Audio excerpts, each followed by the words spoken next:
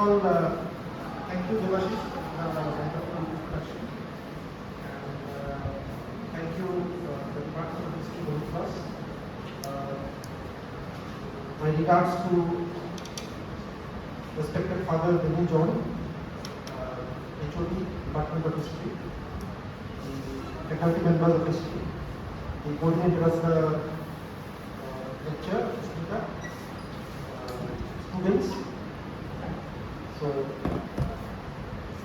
let me start by saying that, if you look at, if you talk in terms of Gandhian perspective, the social science department actually started with us. We had 5 students during that time in the old campus, and it's good that all 5 of us are still in touch and they are doing well. So I think the fact that whatever I could achieve in my life, I think that Holy Cross is a very, very important part of that process. So, this is an opportunity for me to come here and speak to you. It is a wonderful opportunity. So, Devashish has also pointed out rightly that how to introduce a person like that.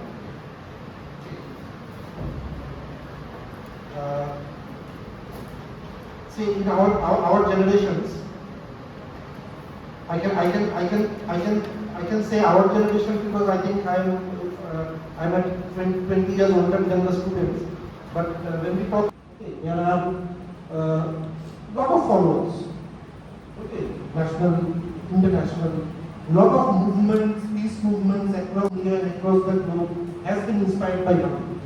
Okay, you have peace studies, for example, which has been introduced in different universities across India and the globe. Okay. In India, he revered as father of the nation. Across the world, he is one of the ambassadors of non-violence.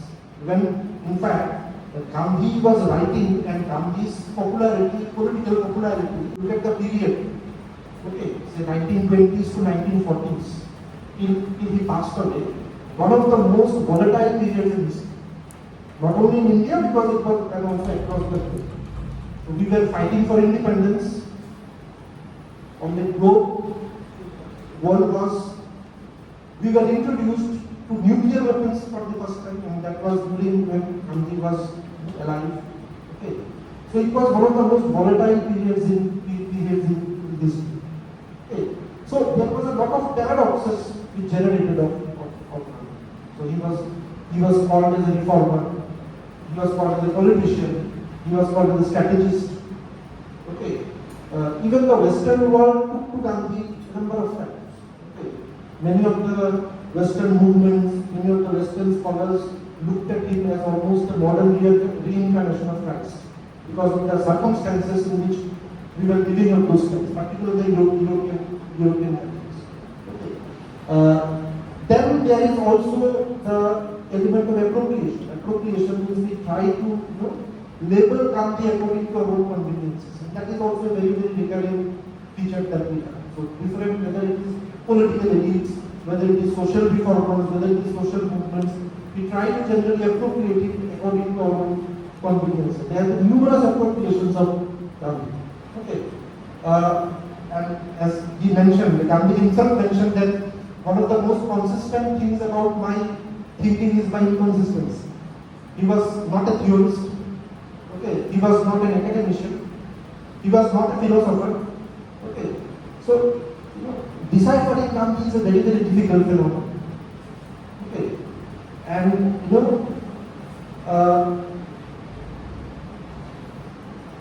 because it was so inconsistent. Okay, you will see that even in terms, for example, like Swadeshi and peace, there are some level of what is the inconsistent in the sense that it evolved through a period of time. Okay, it was not like the things were developed on the moment and it remained the same. Because there was always a process of evolution. Okay, so that is then again he was also very, very particular in giving across the message that his works are not for theoretical purpose. These are actually pieces of action. These are actually supposed to be experimented with and practiced in the societies. Okay. But this was the period which I wanted to highlight. This was the period which was prevalent when the Gandhi was actually writing. So Gandhi, we associate Gandhi with Satyagraha. So Satyagraha actually was started by Gandhi in South Africa, when he was actually, mobilizing the people against the many of the policies of the British. Okay. So then, colonialism was still very much prevalent, even though it was in relative decline. Okay. Decolonization process was taking roots. World was going on, and as I said, humanity was introduced to nuclear weapons. Okay, and then there was no partition religious violence, like we saw in the case of India. So that was one of the biggest religious violence that we experienced after partition. So it was a very, very volatile phase of history during which Gandhi was actually writing. Okay. Now, when we look at popular image of Gandhi, we basically look at him as nationalist. That is how we generally see Gandhi. So he was a nationalist who fought for the cause of India's freedom. Okay. But then for Gandhi, nationalism or even independence was never viewed in isolation. In fact, his nationalism was also closely related to internationalism. Okay. He wanted India to get independence not because he wanted India to be like a separate entity, independent entity, which other countries could not. Okay. He wanted India to be independent because through independence he believed that a greater global order can be achieved. Okay. So there was a very, very close connection between what he wanted at a national level and what he wanted at a global level. Okay. For example, he wanted independence, as the quote says, that through independence he believed that a national reordering may be possible. When I talk about national reordering, the order which was prevalent during that time was the order of colonialism and the order of imperialism. And he wanted to change that order. And that order can only be changed only when through a process of independence. Okay. So the independence was not only important for India. For Gandhi, the independence of India was also a very, very important part of internationalism or the development of a global order. Okay. What are the two important determinants of this global order? For Gandhi, it was primarily one was sovereign nation states. Okay. Independent, sovereign nation states. Now, in 2023, sovereignty might be just a catchword because we are all accustomed to freedom. Okay. Sovereignty during 1940s was a very, very big concept. Independence was a very big concept. Okay. So that was one of the core elements of Gandhi, that each nation state has to be sovereign. Okay. And they should have equality. So by equality he means exploitation should be prevented. There should not be exploitation of the poorer countries by the rich countries.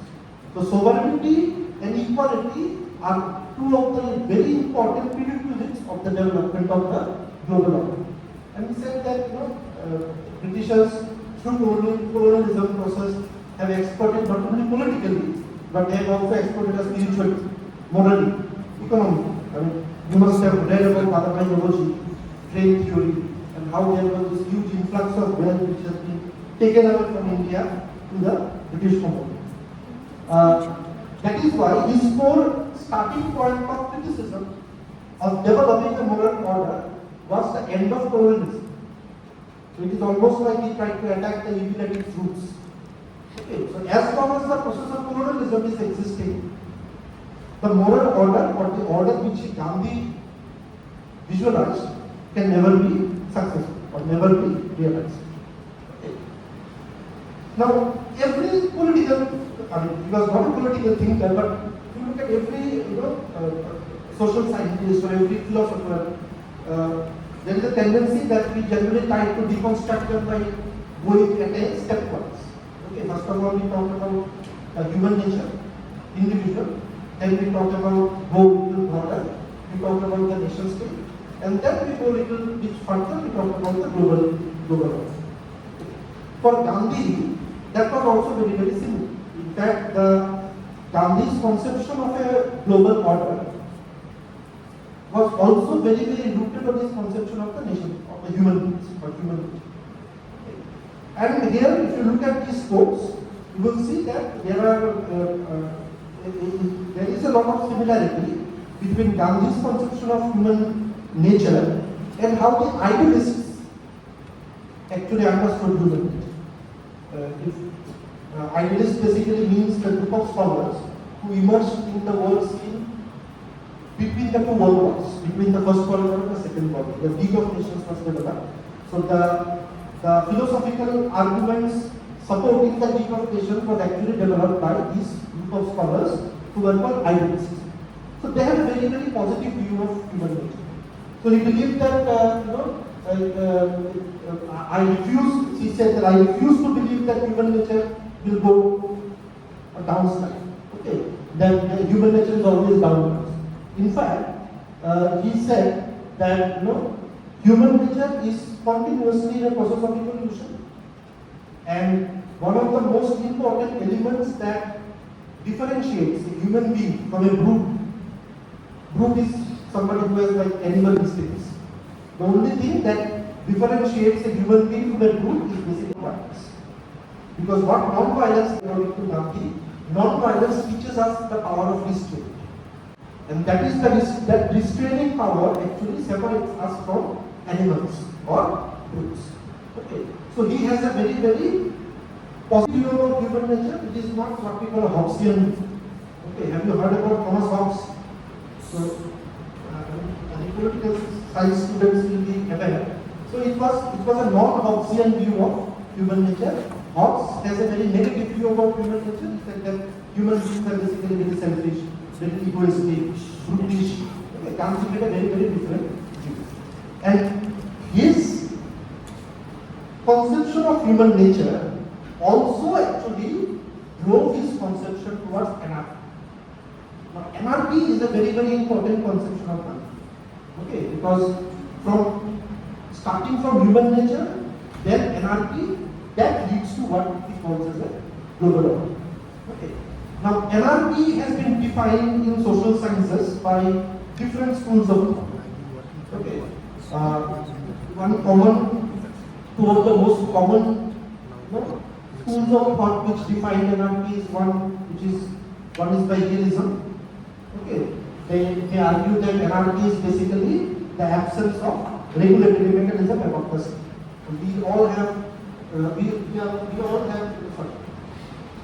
We all live in nation states, but we are controlled by the nation state.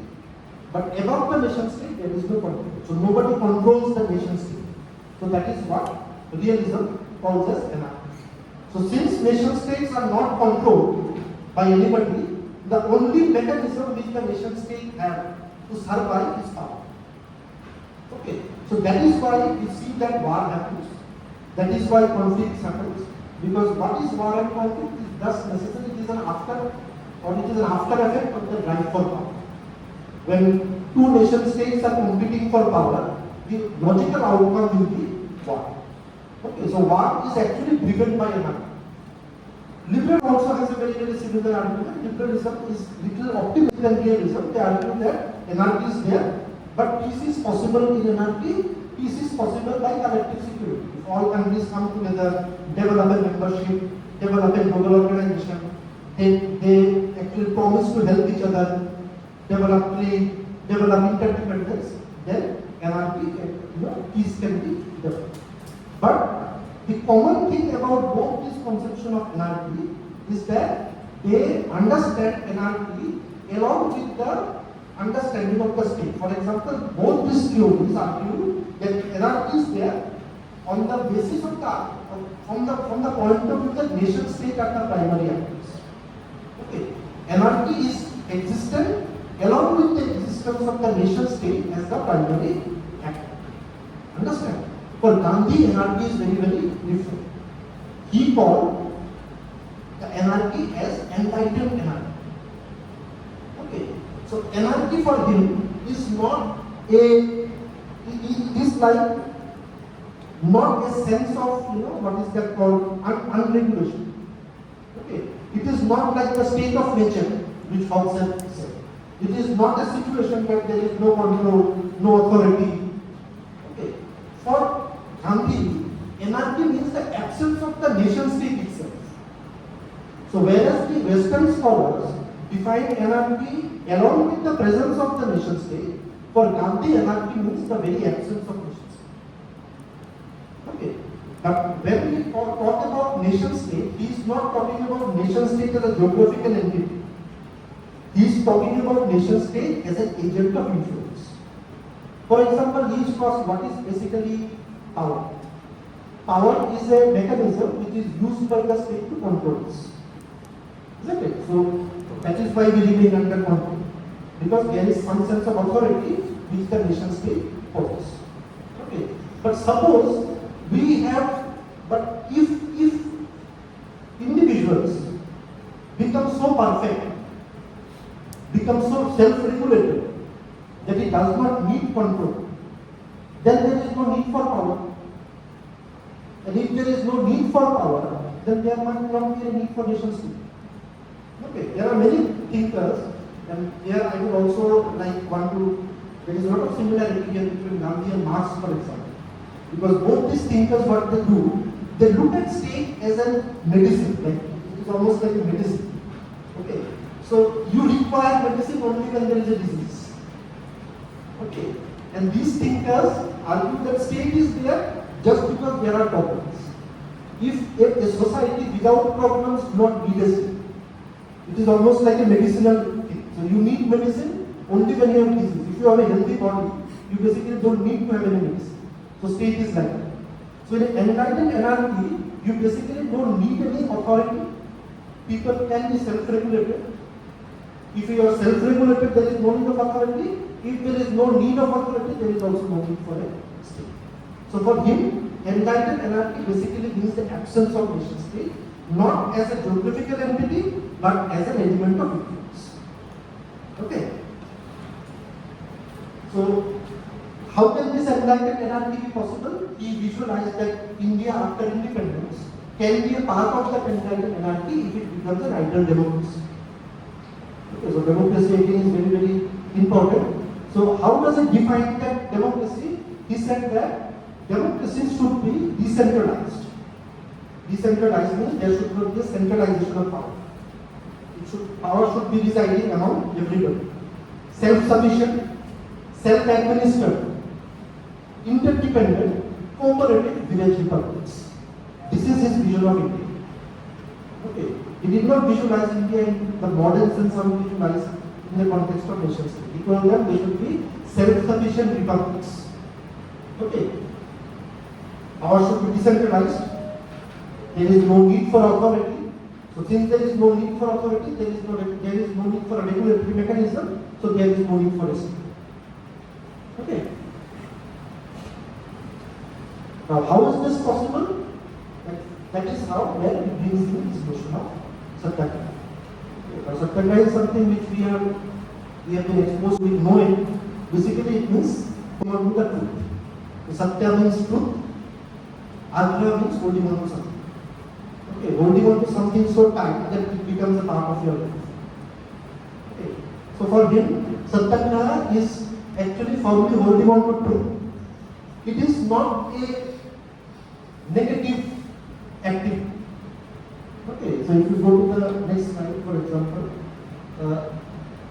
what is truth according to Gandhi? Truth according to Gandhi is understanding your own limitations, questioning yourself, overcoming your own demons, overcoming your fears, overcoming your insecurities. Okay. At different times he associated truth with God. Initially in his writings he used to quote that God is truth. Later on he interchanged it. He started using truth is God. Okay, and he wanted every individual society to practice truth at any cost, in spite of the fact that it may be very, very difficult to do so. And he realized the fact that it is a very, very difficult process. We'll come back to that. Okay. And what about non-violent action? Non-violent action is basically, he argued that non-violent action is not very much different from war. The only difference is that The war actually follows a violent action. I am following an action which is non-violent. But the similarity is that both are affirmative actions. Okay. And to make it clear, Gandhi actually very clearly argued that non-violence for Gandhi is not the absence of violence. It is not just the absence of violence. It is about creating a situation where you resist violence even at the cost of enduring sufferings. Okay. Like war, it is a means of conflict. So he actually tried to understand non-violence by separating it with another word which is called pacifism. Okay.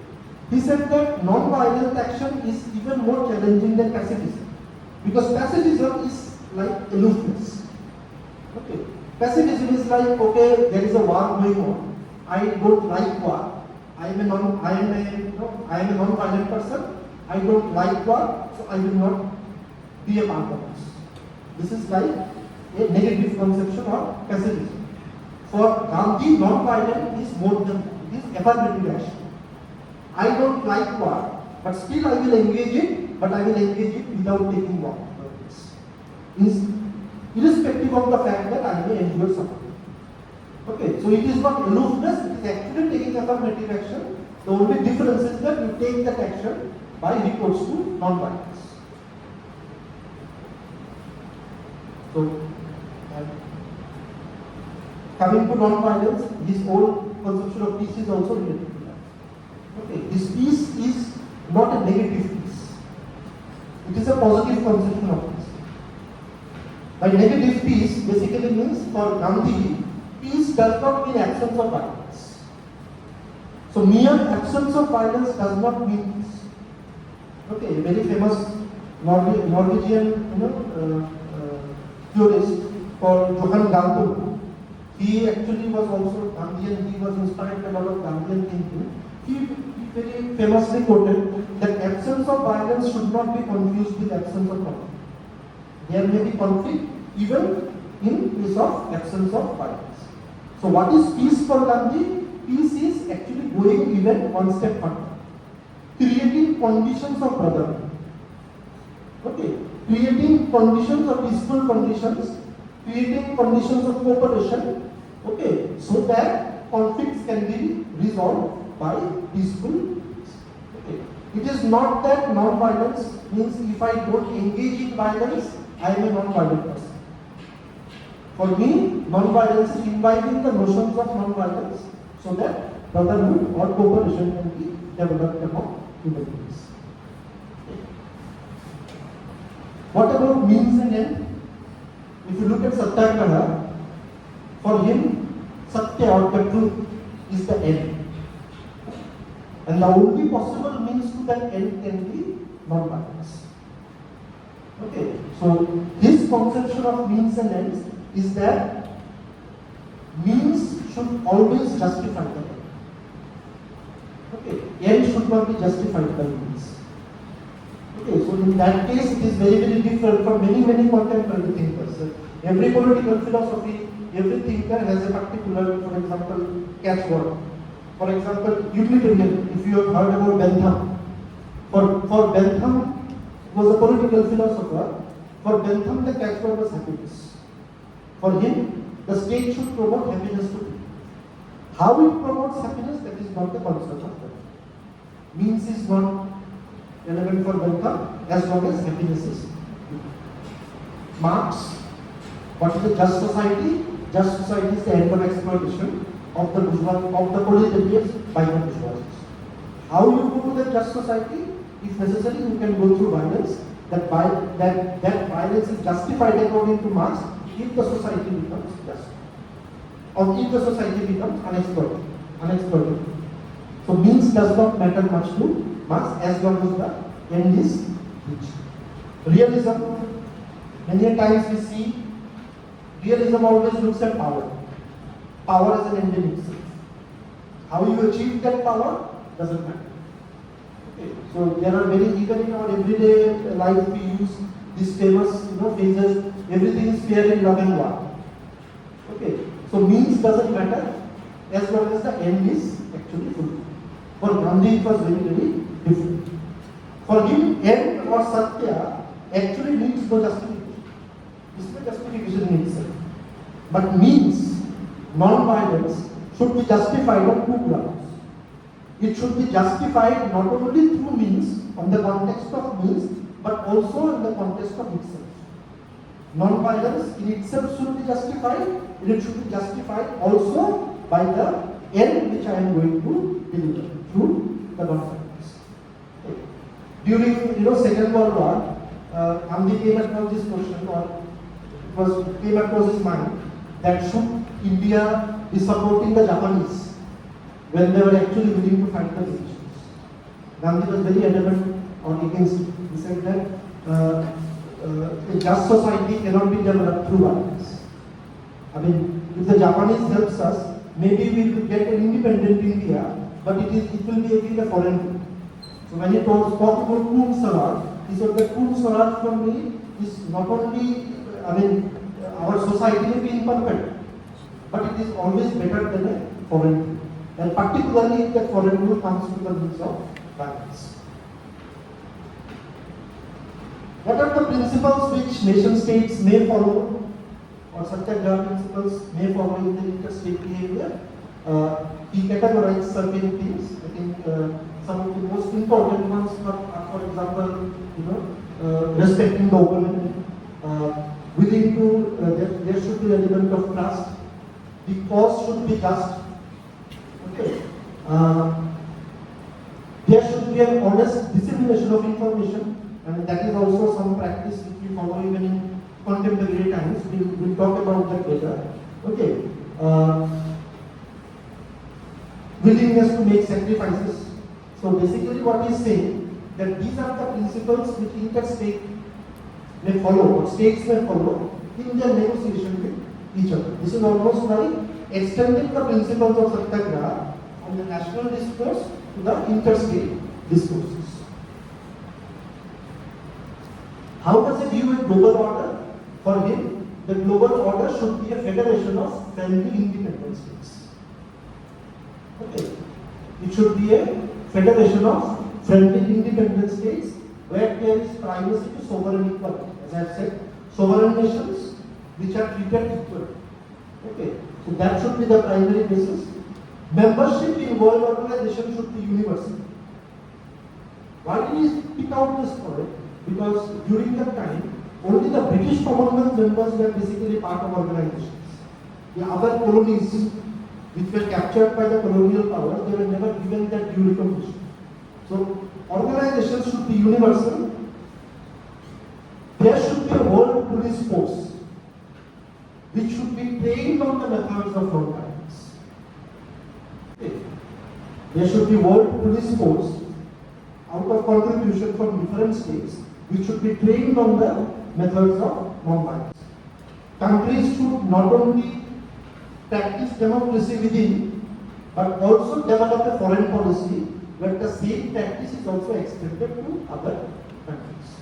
Okay, so these are actually Gandhian imaginaries of how a global order should develop. What are the prerequisites of the global order? How is global order be developed? There are certain conditions. The first condition with Gandhi is that there should be a civilian defense instead of military defense. Okay. When the defense mechanism, which is trained on the methods of satyagraha, rather than defending a particular country, defends the entire society, the enemy country will treat them less as enemy. So there is a lesser chance of aggression if defense is civilian rather than military. Okay. There should be unilateral disarmament. Okay. Now this Gandhi was talking particularly in the context of, first of all, the Second World War, and then in the context of the development of nuclear weapons. Okay. So he argued that great powers should lead the way. It is the duty of the great powers to actually show the way. First of all, they should actually stop on using all the weapons. That should actually lead the way or keep the message across to the other world. Okay. So disarmament should not be limited, it should be universal. Okay. So when actually America tested the nuclear weapons, it was called the Trinity test, which it did. Later on, when America used the nuclear weapons against Japan, for obvious reasons, Gandhi was very sad also. He argued that what America did not only defeated Japan as a country, but it actually killed the soul of Japan. Okay, and humankind or mankind can never get out of it. This is probably he could foresaw that this is something. This is a kind of a dangerous phenomenon which is starting, which is going to soon engulf the world. So, the global order can be developed only when the two institutions present in that order can be abolished. One is the institution of or the process of colonialism and the process of imperialism. He spoke about man versus machine. When he spoke about man, he wanted to create a distinction that the process of industrialization of machinery is a transforming a spiritual man into a machine, or it's like a mechanized way of life. So he identified that human beings or man should be preserved, the spiritualness of the man should be preserved against the process of modernization and industrialization. Okay. War has no relation with justice. You cannot actually develop a just order by recourse to war. Okay. He also actually used a term which we, particularly in international relations, we use it very frequently. It's called balance of terror. He actually, he was writing in 19, I think he mentioned it in Harijan, that the nuclear weapons actually, it was after the test of, or the use of nuclear weapons, the nuclear weapons had created the balance of terror. By balance of terror, he meant that temporarily the world will actually resist from using this weapon. But that resistance will only be temporary. As we get used to this process, a third world war is never unthinkable by using of nuclear weapons. Okay. So even though it creates a balance, that balance is only temporary. Okay. When United Nations was developed, now Gandhi was alive when the UN was developed. Unfortunately, he could not live enough to look at the evolution of UN. But when the UN was developed, he was not very optimistic about the UN. Okay, he was not very optimistic about global institutions as such. The reason why he was not very optimistic is because he saw that institutions are nothing but an extension of nation states. Now, if nation states are imperfect, institutions can never be perfect. For example, if nation states are ingrained on the culture of power, institutions will also be embraced by the culture of power, because there is nothing no difference, because ultimately institutions are a collection of nation states. So that is also a reason why many thinkers, and particularly it is prevalent among communitarian thinkers, they argue that societies are not just a collection of individuals. State is not just an addition of individuals. Societies of the states should have a separate identity of itself, which should be actually more than the identities of the individual. Okay. Liberals, when we talk about state, they argue that state is nothing but a sum total of individuals. Communitarians have a different point of view. Gandhi is talking from that point of view, that as long as institutions is just an extension of nation states, it cannot serve any purpose. Because ultimately nation states are also implied by the culture of violence, institutions will also do the same. Okay. So, what about the current prevalence? Okay, so if you look at the current, now why are we talking about Gandhi after so many years? Okay. In spite of all the development which we did, all the evolution, the world is still not devoid of exploitation. Many of these exploitations are similar to what Gandhi has foreseen, but in a different connotations or different way. For example, now we don't have colonialism, we don't have imperialism, because legally nation states are independent, but we have new forms of exploitation in the forms of neo-colonialism, neo-imperialism, where the first world countries exploit the third world countries through new forms of power. They may not be direct military power, but power is exercised in other forms. Okay. UN is still a platform of power politics. In fact, if you look at the history of UN, through a big period of history, it was actually ineffective in dealing with lot of important wars. If you read Cold War, for example, during the Cold War rendered UN very ineffective because because of a power which was called a veto power. Great powers could actually use the veto power and reject any resolution which was passed in Europe or which was put in Europe. Even in the current context of the Ukraine war, which is going on, you see UN is more or less very ineffective. Okay. If you look at the armaments and conflicts, it is again we are in a very dangerous phase. Okay. If you look at some data, the total deaths as a result of war has been close to 1 million, out of which the 20th century war has resulted in 108 million deaths. The combined strength of armed forces in the world is close to 30 million. The developed countries spend 20 times much more on military expenditure than they do on economic. Okay, the expenditure on military is 20 times as compared to the expenditure of military economic purposes.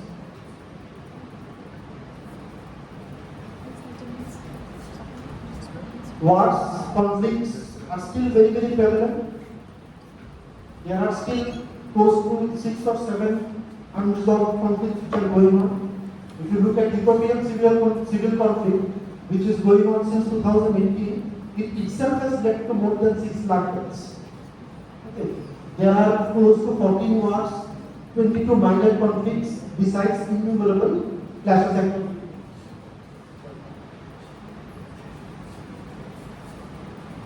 If you look at the distribution of resources, both economic and military distribution is very uneven. So, America and Russia currently have close to 11,000 nuclear weapons. And both the countries are right now engaging in an indirect war in Ukraine. Even though America is not directly involved in the Ukraine war, but they are indirectly helping Ukraine, so there is a proxy war going on. So there is a proxy war going on between two countries which has close to 11,000 nuclear weapons. If you look at the current share of the GDP, the 5 richest countries own close to 50% of the world GDP, and the rest GDP is shared by the rest of the 208 countries. If you look at military expenditure, 2003, the expenditure in military has been the highest ever in the world, which is close to 2.2 trillion. The military expenditure across the regions have increased across most of the regions. Even if you look at a country like Pakistan, which is so economically weak, they also spend close to 2.6% of GDP on military armaments, okay, which is around almost 11 billion. Other than expenditure, there is a wholesome export of military which goes on from the rich countries and the first world countries to the third world countries. Okay. Other problems are also very prevalent. The issue of human security is very grave. Migration is a very burning issue. There are civil wars, there are ethnic conflicts, military coups. Even recently we saw what happened in Myanmar. Okay. There is environmental problems, and all these conflicts these days are not just limited to the globe, they are also extending to the space. Okay, so there is space politics, there is also an attempt to create influence across the outer space. Now, in such a pessimistic world, are any of the Gandhian principles relevant? Or do we see actually any areas where we have some semblance of the ideas or principles which was set by Gandhi? I mean, it will be very unrealistic to think that the world will actually shape up exactly in the way which Gandhi visualized. But there are still some ray of hope, in the sense that there are still some developments which has some sort of philosophical roots in Gandhi. For example, if you look at the non-violent movements, post-independence, there are many movements in India as well as the globe outside India which has been inspired by the Gandhian principles. Okay, we have Narmada Bachao Andolon. It was not just a non-violent movement, it was a non-violent movement, but it was also a, we call it an eco-feminist movement, because large number of women were a part of. Okay, there was a Tehri Kam movement. Outside India, anti-apartheid movement. Okay, there is a Greenpeace movement which is going on. The Greenpeace movement is a movement to stop the degradation of the environment. Okay, there are movements on human rights. Even during the decolonization process, I mean, generally we associate decolonization with violence and conflicts. But even during decolonization, there were actually peace movements which were fighting against the process of colonialism. In the last slide, we talked about nuclear weapons. There are close to 13,000 nuclear weapons. But on the bright side, we also have nuclear weapon free zones. In the world, we currently have around 5 nuclear weapon free zones, which actually cover almost 40% of the world population. What is a nuclear weapon free zone? A nuclear weapon free zone is a zone or an area which is marked by countries, and they decide that neither those countries nor great powers will ever test a nuclear weapon or ever use this land for testing a nuclear weapon. So, for example, the entire Southeast Asia is a nuclear weapon free zone. West Pacific is a nuclear weapon free zone. Antarctic is a nuclear weapon free zone. The entire Africa is a nuclear weapon free zone. So, on the one hand, when you have this pessimistic picture of nuclear weapons, you also have some sort of optimism that at least some zones are there in the world which are actually, which does not allow the usage of nuclear weapons or testing of nuclear weapons. There is a rise of what we call cosmopolitan tendencies. Cosmopolitanism means when one associates itself beyond the nation state. For example, when I look at myself not only as a citizen of India, but when I look at myself as a citizen of the globe, where my elegance does not only, suppose if I have any sort of elegance, it should not be limited only to the citizens of my country. It should be limited. It should extend it to people beyond my countries. Okay, and that is not just a tendency which is there among the individuals. It is also a tendency which is now prevalent among the nation states. Nation states now also are concerned about people who are living across the borders. Okay, so we call it in diplomacy as being a good international citizen. Okay, so a responsibility of the nation state is not just limited to the people within the nation. The responsibility of the nation state is extended to humanity as a whole. So it extends beyond the boundaries of the nation state. So we have increasing number of countries who at least try to be a good international citizen. There are conflict resolution mechanisms. Gandhi himself actually prescribed arbitration, mediation as a good element of conflict resolution in societies. And if you see even currently, many of the conflict situations, these processes are pushed. Mediation means when two countries are in conflict, the third party will go and try to resolve the issue. They will create the situation when these two parties can come to the table, discuss, mediate, negotiate without using of violent force. These are very, very common practices which are used by UN, by UN agencies across the world. Okay. Peacekeeping, even though Gandhi might not like the means how peacekeeping is used, but generally this idea of peacekeeping is also a noble idea, which is the objective is to keep peace or to maintain peace. Okay. There has been some degree of institutional acceptance of Gandhi. 21st century, for example, has been declared the century for peace. This declaration is not to describe 21st century as a century of peace, but to actually make them realize that how important peace is for the 21st century. Okay. Most of the major agendas of peace, preventive diplomacy, peacekeeping, peace building, also has Gandhian roots. Okay. Also has roots of non-violence. Before we end, maybe this draft can give a sense of optimism and also some sort of a recognition of Gandhi that power does not bring happiness. I think I also showed this in my last lecture. See, if you look at the ranking of countries across the world, which are the most happiest countries in the world, which are the most peaceful nations, and which are the most politically stable countries. So none of these countries are great powers. Okay, you will not find any great power countries or advanced military countries in this. Okay, this also somehow gives some sort of legitimacy that power can never act as an end in itself. Power can never bring justice, or power can never bring peace in the world. Okay, so most of these peaceful nations are actually non-militarized, maybe also not as industrialized as any of the other countries.